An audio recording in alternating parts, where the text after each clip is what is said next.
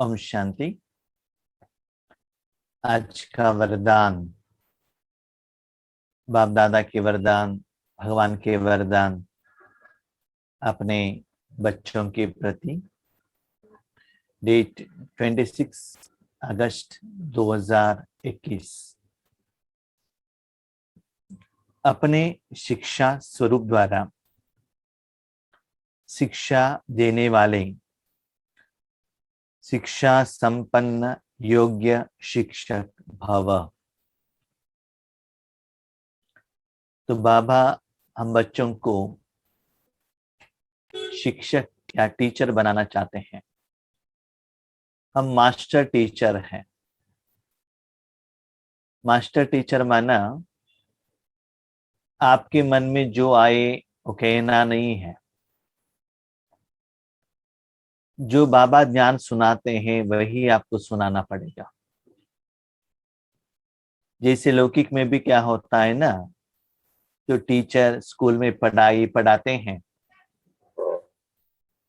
जो बोर्ड या गवर्नमेंट वालों ने जो पोर्शन दिया है, जो लेसन दिया है, वही उन लोगों को स्टूडेंट्स को बताना पड़ता है। उनके मन में जो है वैसे नहीं बता सकते हैं। समय के अनुसार जो गवर्नमेंट या उस प्राइवेट स्कूल का जो भी मैनेजमेंट कमेटी तो जो पोर्शन डिसाइड करते हैं वही उनको सिखाना पड़ेगा। ऐसे ही हर रोज बाबा हमको जो मुरली द्वारा नए नए पोर्शन देते हैं वही हमें दूसरों को बताना पड़ेगा और स्पेशली खुद धारणा करना पड़ेगा। तो आज बाबा विशेष एक बात कह रहे थे। कोरोना के समय पर सेवा केंद्र पर ज्यादा लोग नहीं आ रहे थे, आने को नहीं हो रहा था। तो और किसी को हम 7 डेज कोर्स देने को भी या पब्लिक फंक्शन करने को भी नहीं हो रहा था। लेकिन बाबा कहते बच्चे संदेश तो सभी को पहुंचाओ। समय के अनुसार संदेश देने का विधि चेंज होता है। तो आज बाबा ने कहा बच्चे दूसरों को एजुकेशन मत देना। बाबा का हर रोज मुरली का एक एक वर्ड, हर संकल्प में, हर श्वास में, हर कर्म में आप धारणा करो शिक्षा स्वरूप। आप ऐसे योग करो, ऐसे अशरीरी बनो, ऐसे सर्वशक्तिवान बनो, क्रोध आया तो ऐसे करो। लंबा चौड़ा भाषण कहने का जरूरत नहीं है। जो भी हर रोज बाबा मुरली सुनाते हैं वो अपने योग की स्थिति में या अपने डे टू डे लाइफ में जहां जैसे बाबा कहते हैं, क्योंकि बाबा सिर्फ ज्ञान नहीं देते हैं, ज्ञान के साथ विधि विधान भी देते हैं। इसलिए बाबा को कहा जाता है भाग्य विधाता, विद्या विधि विधान का दाता। उसके साथ उस ज्ञान में ज्ञान, योग, धारणा, सेवा, ये चारों सब्जेक्ट रहता है। उस ज्ञान को कैसे योग में परिवर्तन करना है, योग से जो शक्ति मिलता है, फल मिलता है, अपने जिंदगी में कैसे धारणा करनी है, जो धारणा किया है उसे समय के अनुसार कैसे सेवा में लगाना है। ये चारों सब्जेक्ट हर रोज मुरली में बाबा हमको कहते हैं। हम क्या करते हैं, वो ज्ञान दूसरों को सुनाते हैं और कहते हैं आप परिवर्तन हो जाओ। बाबा कहते हैं ज्ञान आपके लिए स्वदर्शन, स्वचिंतन, स्व अवलोकन, स्व परिवर्तन। खुद को देखो। ईश्वरीय ज्ञान आपने अपने जिंदगी में कितना धारणा की है और आप में कितना उसका फल आया है और उससे आप कितने अनुभवी बने हो। आज प्रकाश मणि दादी जी का माना कल 25 स्मृति दिन है। तो इस वरदान में उनका एक अनुभव याद आता है। एक बार एक बीके टीचर को एक जगह पर भेजा गया था, तो वहां सेंटर ओपन हो गया था। बहुत दिनों से वहां कोई भी स्टूडेंट्स नहीं आ रहे थे। तो वो टीचर ने आकर दादी को कहा, जब दादी ब्रह्मकुमार इसका एडमिनिस्ट्रेटिव हेड थी, दादी सेंटर ओपन होकर इतना दिन हो गया है लेकिन कोई भी नहीं आ रहे हैं, हमें क्या करें। तो दादी ने पूछा, आपने कितना लोगों को कोर्स दिया है अभी तक? करीब 1000 लोगों को दिया होगा। क्या कभी आपने अपने को कोर्स दिया है क्या? क्या दादी आप क्या कह रहे हैं? कोर्स तो आप दूसरों को देते हो, क्या अभी कभी आपने अपने को कोर्स दिया है? माना अपने मन को वो कोर्स से परिपक्वता बनाई है। तो दादी ने कहा, कोई नहीं है तो अपने मन को सिखाओ, अपने को कोर्स दो, अपने को फोर्स भरो। जितना आप अपने में फोर्स भरते हो तो बाहर से फोर्स आने लगता है। जब अंदर फोर्स नहीं है तो बाहर से कहाँ आएगा? अंदर आप भोजन नहीं देंगे तो शरीर को एनर्जी कहाँ से आएगा? अंदर तो देना पड़ेगा ना। तो अंदर जो देते हो अच्छा रहेगा तो फोर्स भी अच्छा रहेगा। इसलिए बाबा कहते बच्चे, बाकी लोगों को ज्ञान सुनाना अभी थोड़ा कम करो और अपने जिंदगी में ही उसको क्या करो, पहले एप्लीकेशन करो। तो ऐसे शिक्षा स्वरूप बनो। स्वरूप माना आपके बात, आपके संकल्प, आपके दृष्टि, आपका सोच, चिंतन, चलन, हर कर्म ऐसा लगे कि भगवान का प्रत्यक्षता हो रहा है, भगवान का एक सैंपल है, एक एग्जाम्पल है। इनको देखने से ही पता चलता है कि बीके कैसे बनना है। तो बाबा का हर वर्ड आपको ऐसा लगे कि ये बाबा मेरे लिए कह रहा है। नहीं तो आपके सामने रहने वाले लौकिक और अलौकिक परिवार वाले, स्पेशली अलौकिक परिवार वालों को ऐसे लगे कि जो भी बाबा कहते हैं तो पहले ये आत्मा धारणा करती है, तो हमको वो दिखाई देता है स्पष्ट रूप में। तो बाबा कहते बातों से भी, लिखने से भी जो कर्म है ना, वो ज्यादा रिजल्ट्स आता है। हम ज्यादा दूसरों को कहने में मशहूर है। तो अभी सेवा का विधि को परिवर्तन करो और कर्म में धारणा करके सुबह से शाम तक जो भी कर्म करते हो, जो कर्म करने के लिए बाबा ने जो श्रीमत दिया है, विधि विधान दिया है, उसको अप्लाई करते चलो। उससे सेवा ऑटोमेटिकली होता रहेगा। ऐसे अपने के लिए योग्य संपन्न शिक्षक बनो। शिक्षा नहीं देना। शिक्षा क्या है? अमृत वेले उठने के लिए भाई बाबा ने कहा ऐसे आंख ओपन करके चाय पी के गर्म पानी पी के नींद नहीं आना चाहिए। ऐसा करके शिक्षा के रूप में भाई फोर्सफुली योग में बैठना, ऐसा नहीं, खुशी से प्यार से। जैसे कि छोटे बच्चे हैं ना, कोई कोई खुशी से स्कूल जाते हैं और कोई कोई क्या करते हैं, माँ बाप के फोर्स से जाते हैं। जो अपने मन से नहीं जाते हैं वहां कर्म का फल वो एंजॉय नहीं कर सकते हैं। वैसे अपने मन को आपने हठयोग के रूप में बिठाया, आप इधर बैठो, इधर बैठो, परंदा में बैठो, उधर मत जाना, उसको ऐसे बांध के रखेंगे तो वो एंजॉयमेंट नहीं होता है, खुशी नहीं होता है। बाबा ने इतना सालों में कितना वैरायटी योग हमको बताया है। कर्म योग कहा है, राजयोग कहा है, सेवा करने का योग कहा है। कितना वैरायटी, कितना ऑप्शन है हमारे पास, कितना चांसेस है, कितना वैरायटीज है।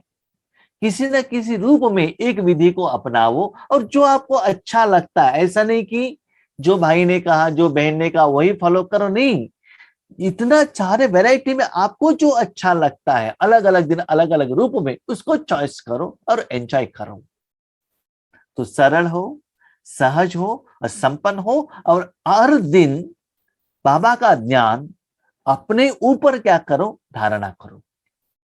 कभी बाबा कहते हैं बच्चे नींद मत करो, हम क्या कहते हैं, बाजू लोगों को देखते हैं वो नींद करता है ना, ठीक है। तो हर बात हम दूसरों के साथ कंपैरिजन करते हैं। बाबा कहते हैं नहीं, पहले अपने लिए कंपैरिजन करो। तो वरदान का एक्सप्लेनेशन है, योग्य शिक्षक उसे कहा जाता है जो अपने शिक्षा स्वरूप द्वारा शिक्षा दे। शिक्षा जो बाबा एजुकेशन देते हैं, स्वरूप, अपने रूप में, अपने गुण में, अपने जीवन में रूप में आ जाए। पहले खुद को अप्लाई करो। जो भी यूट्यूब में भोजन बनाने का विधि देखते हो, पहले खुद बनाओ, बनाने के बाद खुद खा लो, अच्छा लगा तो परिवार वालों को खिलाओ। और कभी भी कोई नए रिश्तेदार आते हैं तो नया वैरायटी का भोजन ट्राई मत करना, बिगड़ जाएगा तो क्या होगा, वो कर्मों का फल वो लोगों को भी खाना पड़ेगा। इसलिए जो भोजन बनाने को आपको बहुत अनुभवी है, परिपक्वता है, वही दूसरों को खिलाना। जैसे कि हम भी पहले ज्ञान में आते थे और किसी को ज्ञान सुनाने के लिए जाते थे, घबराहट हो जाता था। क्यों? रीजन ये था, ज्ञान सुनते थे और ज्ञान सुनाते थे, लेकिन आज घबराहट नहीं होता है। क्यों? अभी हम ज्ञान नहीं सुना रहे हैं, अनुभव सुना रहे हैं। तो अनुभव में दुविधा नहीं रहता है, अनुभव में क्लैरिटी रहता है। जो है जैसा है हमने बताया है, बस उसको एक्सेप्ट करो या ना करो वो आपका मर्जी है। तो अनुभव के लिए वो पढ़कर लेसन ये करके याद रख के आने का जरूरत नहीं रहता है, जो है वैसा है बस। इसलिए बाबा कहते हैं हर शिक्षा को अपने जिंदगी में पहले धारणा करके शिक्षा दो, उनका स्वरूप ही शिक्षा संपन्न होगा। उनका देखना चलना भी किसको शिक्षा देगा। जैसे साकार रूप में कदम कदम हर कर्म शिक्षक के रूप में प्रैक्टिकल में देखा। इससे ब्रह्मा बाबा सिर्फ गद्दी पर बैठते थे तब शिक्षा नहीं देते थे, कर्म के समय पर भी अपने बच्चों को ईश्वरीय बाबा ने जो ज्ञान दिया है उसे धारणा करते थे। ऐसे फॉलो फादर करो। किसी को वाणी द्वारा शिक्षा देना तो कॉमन बात है। आज देखिए, आपने टीवी में सभी देखा होगा, यूट्यूब में 2 साल 3 साल 4 5 साल का छोटे छोटे बच्चे भी ईश्वरीय ज्ञान देते हैं। लेकिन उनको क्या पता रहता है आत्मा क्या है, परमात्मा क्या है, परम धाम क्या है।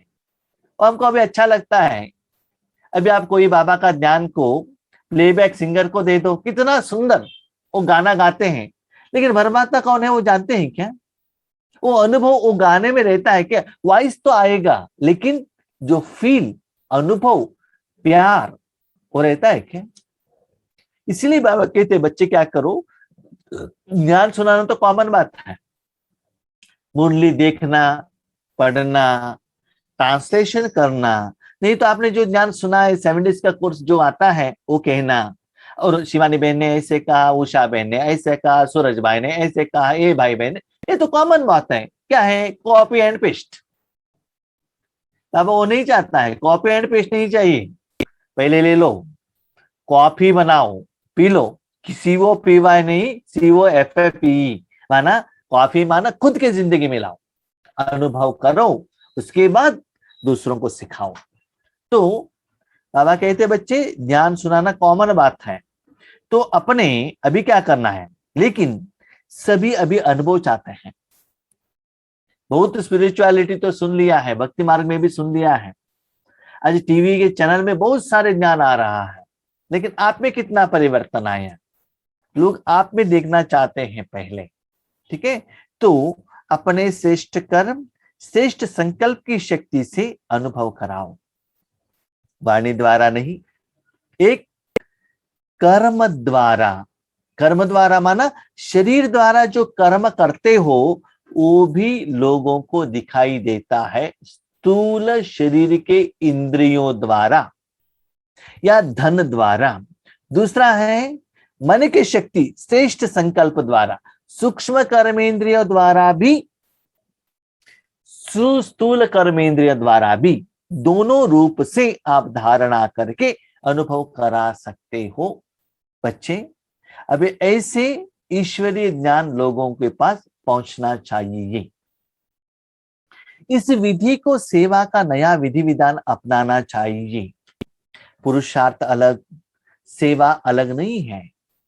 हर कर्म में ऐसा लगे इसमें कुछ डिफरेंस है, टोटल डिफरेंट है। फॉर एग्जाम्पल आप देख लीजिए, इतना दिन भी आप क्लास सुन रहे थे और अभी 4-5 दिन से कह रहे नहीं नहीं भाई जी, अभी तो वॉइस बहुत क्लियर आ रहा है।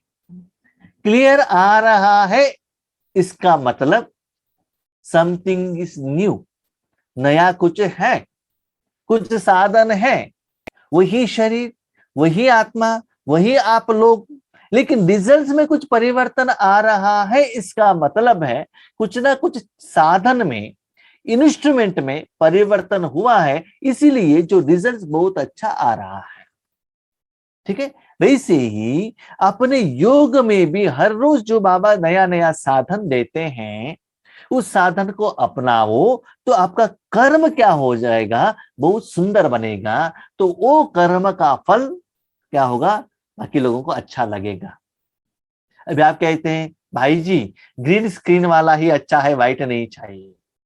यही माइक पे ही बोल दीजिए पुराना नहीं चाहिए। कंप्यूटर द्वारा ही योग कराइए, अभी मोबाइल नहीं चाहिए। क्यों?